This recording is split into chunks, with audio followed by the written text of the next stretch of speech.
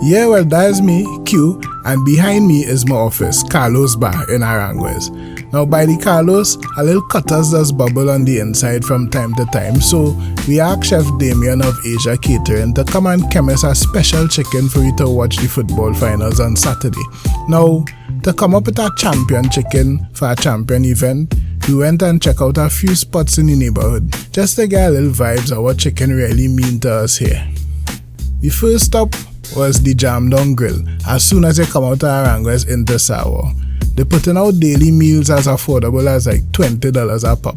And establishments like these, they're just as important as any 5-star digs, because here's where the average Joe and Jane could go to get plenty for the 20.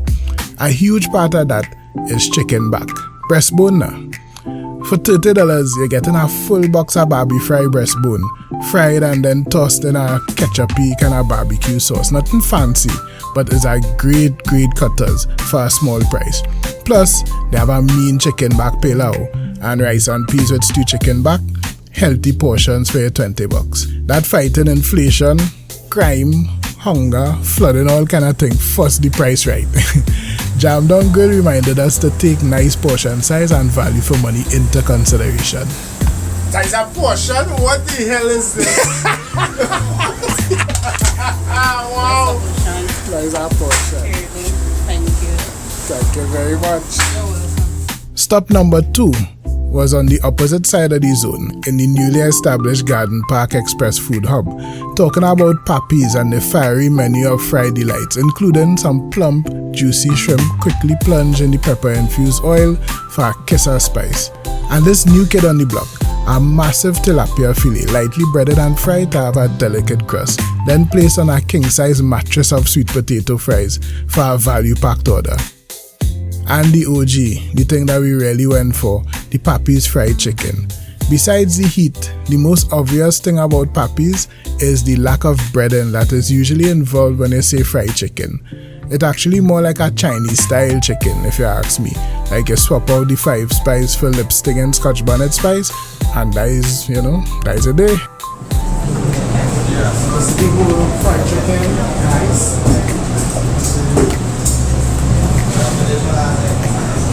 Good Lord, look at the fish.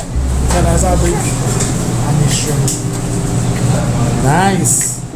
What a lot of pepper lovers flock to Papy's for is the sauce lineup.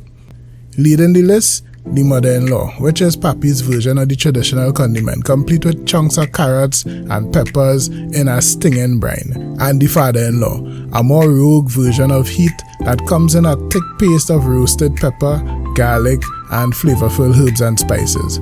Papy's was a reminder to make sure we keep it spicy. The final stop on the pop-up chicken tour was Wingwa Chinese restaurant. Why? Because Chinese style chicken is a real bar cutters. Now, we just say double fry to get it how we like it, crispy and thing, but it's really a roast and fry. The chickens, seasoned in Asian spices, dangle in this massive roaster 24 at a time, emerging as the salty, succulent quarters that we get with our chow mein, chunky veg and chicken orders now. But under the double fry order, the perfectly roasted chicken goes into a fryer to bubble for another 5 minutes or so, evolving to a crispier product that works well with a mix of soy sauce, ketchup and pepper, or as David West named it, rum shop umami. Turning them juicy pieces of roasted chicken into crispy double fried product told us that our chicken had to include some sort of crunch. So now, back in the office, Chef Damien cracked the code and jumped out with a boss idea for the champion's chicken to take a little practice run one time. Fried chicken. Come on, we's Trinis. We love fried chicken. So in the search to combine the champion, the most perfectest fried chicken, we went to different spots. Listen, we eat chicken till we didn't know what to do. And every single spot had their own original take on fried chicken. So we said, alright, we will take this, we will take that, put our little imagination and spin, and what we will come up with. And the closest thing to that was Korean fried chicken. Now you will think, Korean Trini. Oh, well, let me tell you something. Korean has flavor, it has sauce, it has crunch, it has spice, it has seasonings, all the things what we love in a Trini fried chicken, the Korean fried chicken have in it. But you know, we have to put our little spin on it because I'm gonna say, that's the Trini way. We doing it leg and thigh, always a better decision for frying to ensure a juicy product, particularly essential when you have to double fry for crispiness. So the chef deboned that with much alacrity, trimming just some of the excess fat and leaving some fat to render out during the process. Then heavy on the garlic powder, black pepper, dried peppers and some other little secrets in a vinegar base to create a bright tangy profile in anticipation of the sticky sauce to come.